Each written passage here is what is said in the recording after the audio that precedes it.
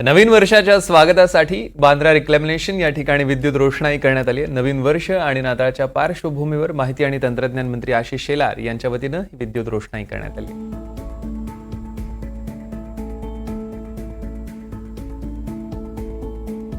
याचा आढावा घेतलाय आमचे प्रतिनिधी राहुल कांबळे यांनी। बांद्रा ठिकाणी जे आहे लाईट्स ऑफ होप हा कार्यक्रम करण्यात आलेला आहे। लाईट्स ऑफ होप हा कार्यक्रम जो आहे आशिष शेलार जे आपले मंत्री आहेत त्यांच्या या मतदारसंघामध्ये करण्यात आलेला आहे। या मतदारसंघामध्ये विद्युत रोषणाई जी आहे करण्यात आलेली आहे।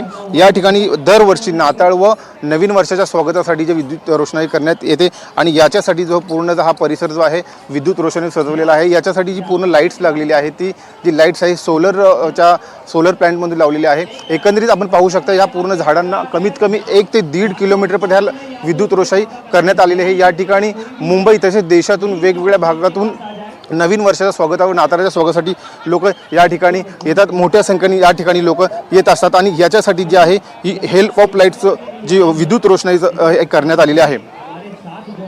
राहुल कांबळे, NDTV मराठी, मुंबई।